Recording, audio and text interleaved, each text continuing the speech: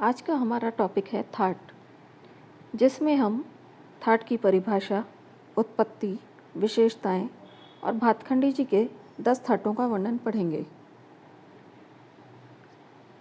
Mail स्वर समूहस्य द्राग व्यंजक शक्तिमान, यह संगीत पारिजात में लिखा गया है, अर्थात स्वरों का वह समूह जिसमें राग उत्पन्न करने की क्षमता हो, मेल या थाट कहलाता है। उत्पत्ति। दक्षिण भारतीय थाट या मेल पद्धति को जन्म देने का श्रेय राग तरंगिणी के लेखक पंडित लोचन को है।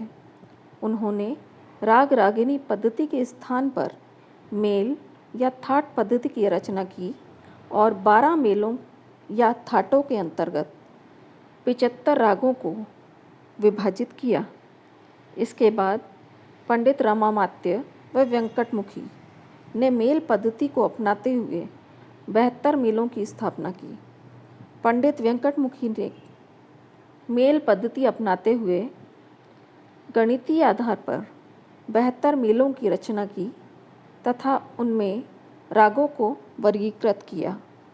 उनकी यह कृति दक्षिण भारतीय संगीत में सुरक्षित है। उत्तर भारतीय संगीत में थाटों से राग का वर्गीकरण करने का श्रेय पंडित विष्णु नारायण भातखंडे जी को है, जिन्होंने पंडित वेंकटमुखी के गणितीय पद्धति को आधार मानकर 32 थाटों की रचना की, जिनमें से 10 थाटों को मुख्य मानते हुए इनमें रागों का वर्गीकरण किया। थाट की विशेषताएं। आधुनिक परिभाषा के अनुसार स्वरों का वह समूह जिसमें सप्तक के प्रत्येक स्वर का शुद्ध या विकृत रूप हो तथा जिसमें राग उत्पन्न हो सके, थाट कहलाता है। थाट की विशेषताएं निम्न हैं। थाट सदैव संपूर्ण जाति का होना चाहिए, अर्थात इसमें 7 स्वरों का होना आवश्यक है। सेकेंड, थाट में राग उत्पन्न करने की क्षमता होनी चाहिए। थर्ड, थाटों में 7 स्वरों का स्वर क्रमानुसार होना चाहिए। फोर्थ, थाट को गाया नहीं जाता है, यह स्वर समूह है, स्वर रचना नहीं। फिफ्थ, थाट में रंजकता की आवश्यकता नहीं होती, अतः इसमें वादी, संवादी, पकड़ इत्यादि नहीं होते हैं। भातखंडे जी के प्रचलित 10 थाट निम्न हैं।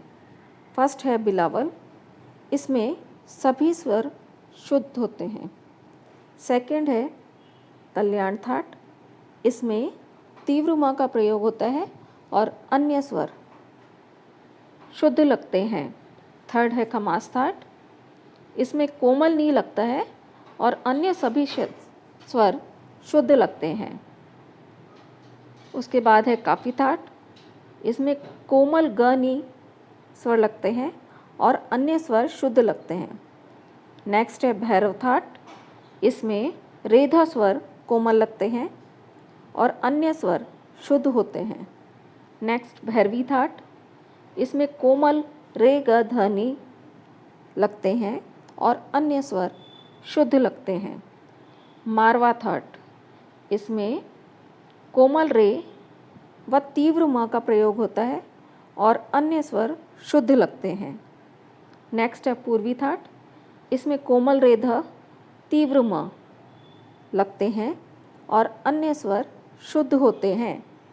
नेक्स्ट आसावरी थाट, इसमें कोमल ग ध नी होते हैं, अन्य स्वर शुद्ध होते हैं।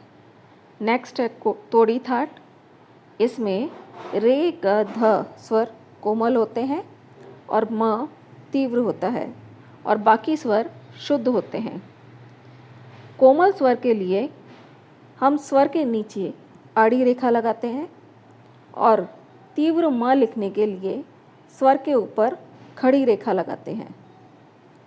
इन 10 थाटों में से अलग अलग रागों का निर्माण होता है।